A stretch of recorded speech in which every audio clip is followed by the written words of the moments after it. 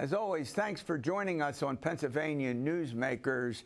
Well, could you benefit from higher interest rate? But first, the hunt for Cavalcante might be over, but now the legislature could intervene, as they say, back after these words. Welcome to the fast-paced and unrehearsed weekly discussion featuring the leaders who help shape your world. Join us as we address the issues that impact you each and every day. This is Pennsylvania Newsmakers. And now, here's your host, Terry Madonna. Well, we have some very timely and interesting topics to talk about. Joining me for the first couple of segments is Marc Levy. He's a reporter with the Associated Press, and Angela Couloumbis with Spotlight Pennsylvania, two journalists who are regular contributors to the program. All right, well, I have to start with a topic that is extremely important, and that is the tense manhunt for Cavalcante is over. But the fact is that there are bills now being introduced into the state legislature to deal with the whole issue of prison escapes. That's right. What are they? Well, this whole story, which became a national and international story, really, has drawn attention to the fact that there have been escapes and obviously attempted escapes from county jails and the whole idea of security surrounding those jails. The Cavalcante escaped from the Chester County prison, and a few months before that, there had been another escape. So now we have 5 bills that are either in the process of being introduced or have been introduced in the state legislature that aim to really help jails, county jails, deal with these kinds of issues. One would create an Amber Alert type system in case there is an escape, so that residents in the surrounding area can be informed of what has happened and what to look out for, description of the person who has escaped.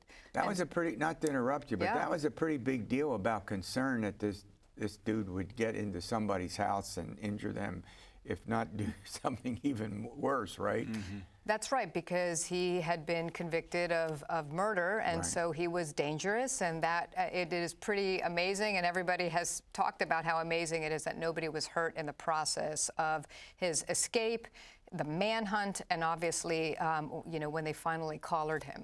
But beyond the Amber Alert system that they want to put into place, they also want to have a mandated audit by the Department of Corrections when there is an attempted escape or an escape, to see where security systems may have failed and what kind of improvements can be made. Yeah, right now we have the State Attorney General's office investigating this escape, the Cavalcante escape from the Chester County Prison, which had an earlier escape. They tried to fix it with some razor wire, and it clearly didn't do the job when Cavalcante escaped. So would this be a statewide assessment? In other words, the law would apply to state as well as county prisons? It's certainly going to apply to county prisons. Every county has a prison. They are basically short-term for people serving sentences under 2 years, or if they're there awaiting some sort of proceeding in court. They're not meant for long-term stays. All right, well, let's switch subjects to the whole business of guns and municipalities. You know, this big debate about whether municipalities should have their own gun laws has emerged as a pretty important issue given the increase in the violence and the shootings. Go ahead, take it. Right, so the state Supreme Court is looking at whether cities like Philadelphia and Pittsburgh should be able to set their own gun laws to protect public safety. And in the mix is a state law that says municipalities cannot regulate guns, the sale or transfer of guns, more strict than state law is. And it's been a constant subject of a lot of friction between bigger cities and the state for decades now. Right. Well, isn't one of the problems that if you get different counties with different gun laws, when you go over a county border, a county line, you could be in a situation where it's totally different from where you just were. And that could create confusion. Right, and that's one of the arguments from the other side. It's sort of a novel argument that's being argued right now before the Supreme Court by the plaintiffs in the case, and that is that this preemption law is unconstitutional and it violates people's rights to, life and liberty and safety. And what these communities like Philadelphia have argued is that they are disproportionately harmed by gun violence, and as a result, they should be able to take measures to protect the safety of their citizens. Well, where does all this go? Right now, it's in the state Supreme Court. If they decide that a lower court made a mistake when they threw the case out, it'll go back to this lower court, the statewide Commonwealth Court, for a trial. And from there, who knows what could happen. But if the state Supreme Court says that the lower court made a mistake, that is a strong signal that the plaintiffs have a chance here. The cities of Philadelphia and Pittsburgh have a chance to win. All right, we're going to run to a break. When we come back, it wouldn't be Pennsylvania Newsmakers if we didn't talk about schools and school funding, and we'll get to that after these words. This broadcast of Pennsylvania Newsmakers is presented by the Pennsylvania Chamber of Business and Industry, the statewide voice of business, and by the Pennsylvania State Education Association, bringing the power of a great education to our schools, our students, and our communities.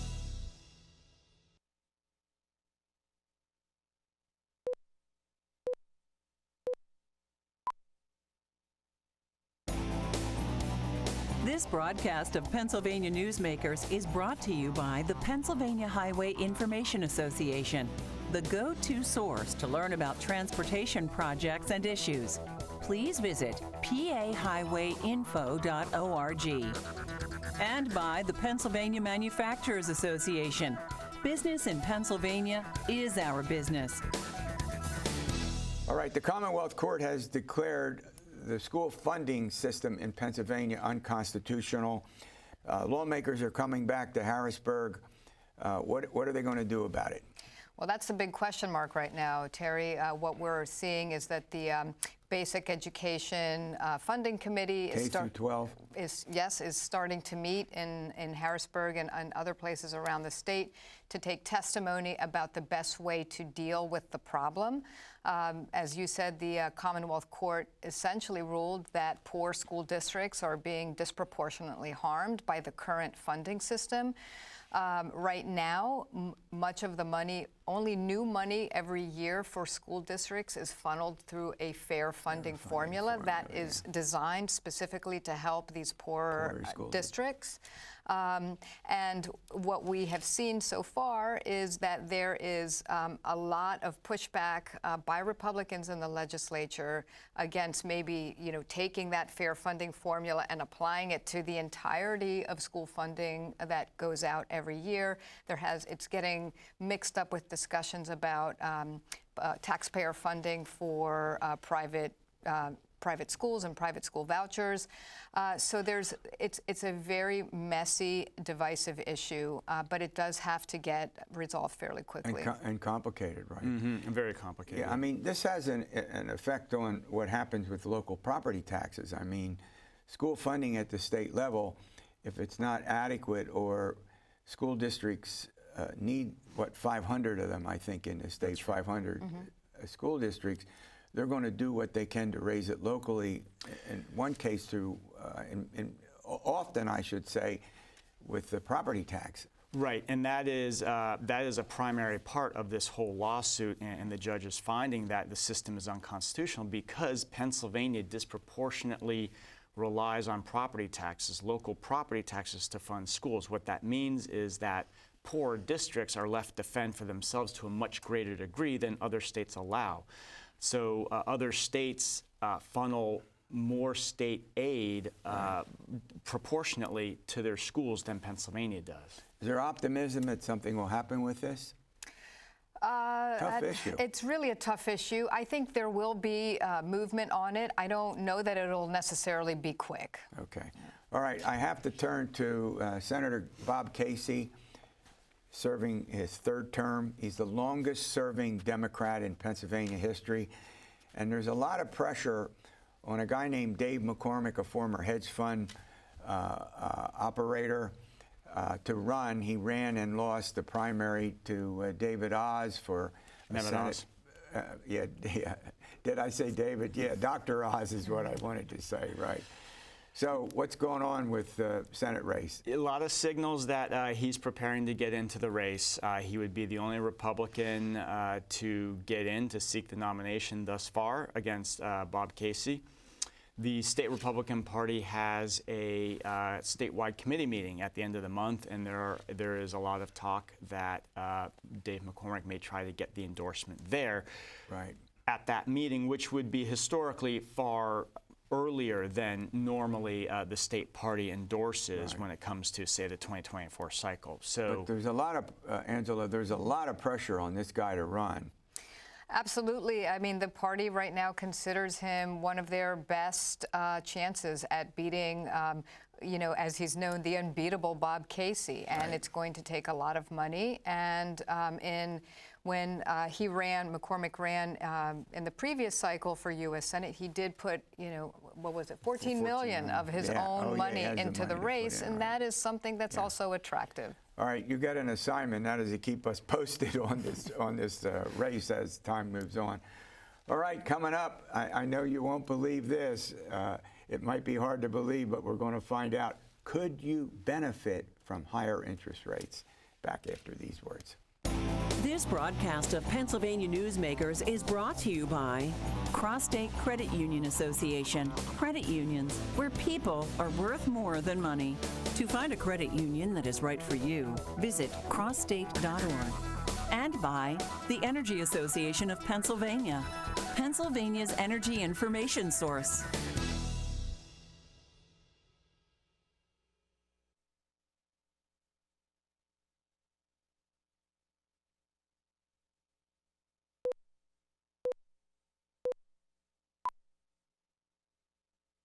This broadcast of Pennsylvania Newsmakers is brought to you by the Association of Pennsylvania State College and University Faculties, representing the faculty and coaches who are devoted to providing quality public higher education for Pennsylvania's college students. All right, some important aspects of your finances, I guess all of our finances. We're going to chat with folks from the credit unions. Joining me, as often is the case, is Patrick Conway. He's the president and CEO of CrossState Credit Union Association, and Mike Wilson. He's the president and CEO of Members First Federal Credit Union. I think I got that correct. You got that right, Federal Terry. Credit Union. All right, Patrick, I'm going to start with you. Interest rates have a huge impact on consumer, on their assets, particularly on their deposits.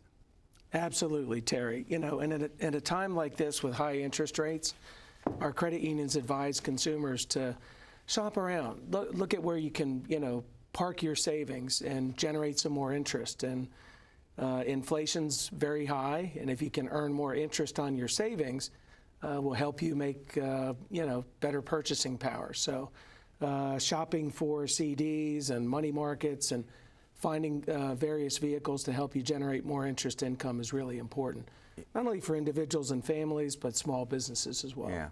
Yeah. That's an important topic, and some people need help to do that.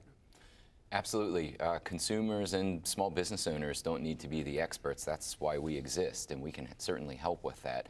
So I know in times like these where the interest rates on the lending side are high, the benefit to consumers and businesses they're also high on deposits. So when you think of the engine of lending, the fuel for that engine is deposits. So everyone has to remain very competitive in what they're doing if they want to help their consumers. Yeah, one of the big concerns when you hear these financial reports has to do with credit card debt, which is going up, I'll say astronomical. You can take me on that if you want, but they certainly have been rising, and it's a serious problem for individual households.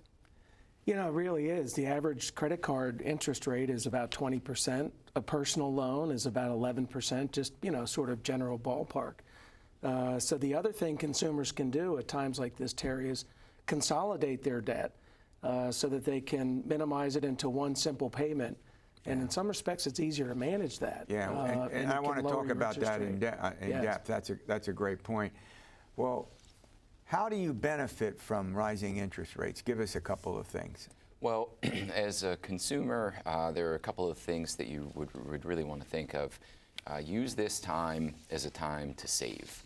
and to maximize your opportunities to save. So that could be, in particular, certificates right now. This is a great time. Certificates of deposit? Yes, this is a great time to shop around for certificates. Rates are very, very high, so it's a great way to safely store your money and have your money make money. Yeah. The other thing that you can do is be savvy on the lending side. So as Pat mentioned, this is a great time potentially to look at consolidation if you're carrying long-term debt at a high interest rate. There are also programs with cards that have incentives for a balance transfer program that are very attractive to give you some breathing room. It would also be a time to potentially look at home equity at a much lower rate with a pathway out at a significantly lower interest rate. Yeah, one of the other aspects of this, Pat, has to do with investing for long-term savings as opposed to short-term, which is something that I think is very important, and I don't know if it's as common as it should be. Well, that's a good point, Terry. So, we advise consumers don't lose sight of the long term. In the short term, if you can generate more income with your savings by shopping and looking for CDs and a fixed term or money market accounts or different vehicles, don't pull your funds out of the market either, and in the long run, the market is still going to generate a very positive return. So if you're in that for the long run, stick with it at the same time. Yeah, and you like and recommend when you have short-term savings, put them in a certificate of deposit. That's a wise thing to do. This is a great time to look at certificates. And I would also say, have a plan, but you don't need to be the expert. These topics are intimidating and they can sometimes be very complex. If you come in, we can help you. We can sit down with you, come up with a plan. We can explain from a financial literacy and savvy perspective. We could help with investments, and we can help with the best pathways to meet the needs of the consumer or the business. Yeah. One final point before we move on. Variable debt rate, get rid of it, go to fixed debt rate. Yes, absolutely. Consolidate your debt, get a fixed rate, and then it helps you plan for the future. Yeah, all this is great help. Well, let's run to a break, and the one thing we have to talk about is consolidating debt during these periods of high interest. We'll get to that following these words. This broadcast of Pennsylvania Newsmakers is brought to you by the Pennsylvania Medical Society. Inspired physicians committed to the good health of Pennsylvanians and the advancement of the practice of medicine.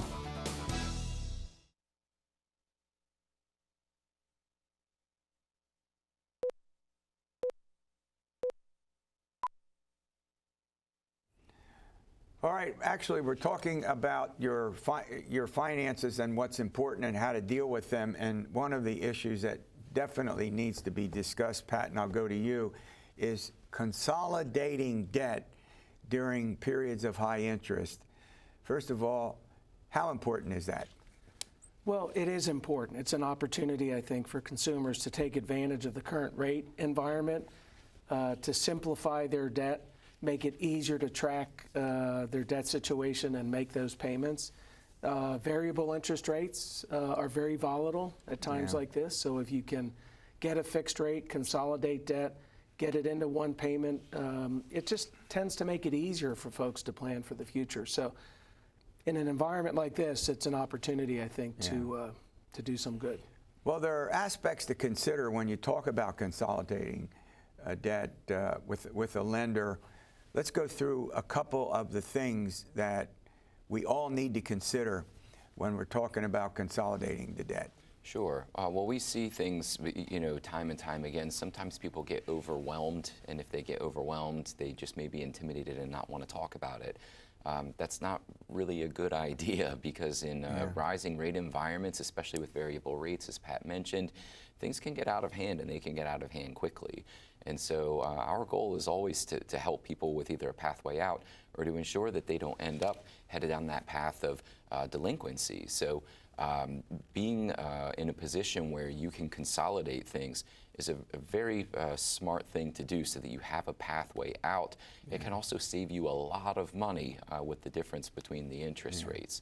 So sitting down with someone, whether that's consolidating through a balance transfer program or whether that's looking at the equity in your home, getting that rate down much, much lower, and more importantly, having a pathway out. Yeah. And there are a number of things that you point out, and I'll just look at my notes here and make sure I get them all. Interest rates, fees, loan amounts, repayment options, unique features, customer service. I mean, this isn't a simple process. It's complicated with many moving parts. It is. And as Mike said, Terry, take advantage of the relationship you have with your financial institution. Yeah. Credit unions, for example, are all about helping their members and helping their communities. So if you come into Members First or another financial institution locally and talk with them, the professionals there can help you guide some of those decisions. Debt consolidation, for example, can affect your credit score. So understanding how that works can be complex too. But if you're talking to your trusted financial advisors at your financial institution, they can help guide you, at challenging times like this. And there are considerable benefits to doing this, right? Absolutely. And one thing I would say, just again to echo Pat's sentiments, we live in a day and an age where it is very easy to go online and click a button to get something done. However, it is very, very important for people to be informed and know exactly what they're doing and exactly what they're getting into, because you can end up in the wrong product that may not be the best thing to fit your needs. Yeah. So go and talk with someone and sit down, explain exactly what you're trying to do, and then have your trusted financial institution with your relationship in mind to give you the best guidance possible. Yeah, you could also get a fixed payment schedule. You could get lower interest rates. I mean, the benefits are considerable in doing this, Pat. Absolutely. And I think really the biggest problem, I think, because we all face it, is we all get busy with our day-to-day activities, with family and work and community and everything that we're all involved with. So you really need to make the time to take a look at your financial picture. And again, that applies to consumers, families, small businesses. Take advantage of the relationship with your financial institution and be smart about your finances. And this is a very different environment from what we've seen over the last 10 or 20 years. Right. Some people say it's sort of back to normal. Right. Some younger folks have really never seen a high interest rate. And Mike, it doesn't matter how wealthy you are or how much you have in order to go through these practices that you all are recommending. Oh my word, no, it doesn't. None of that matters, and it costs nothing. So often we will sit down with our members, and we'll pull up a full profile, and we'll sit down, and people will find either cards or programs that they completely forgot that they had. These are things that impact your credit score. So we're constantly informing people on what they have out there and helping them, try to get in the best spot. Regardless of how well off you are. Absolutely. These tips apply to everybody, and regardless of your financial status, I think it's important to pay attention to your finances, have a plan, and so that's really important stuff. Yeah. Well, look, I want to thank you for the update. I think this is very helpful and very important to consumers. All right, well, we'll see you next week for another edition of Pennsylvania Newsmakers, and as always, you stay well and watch your finances.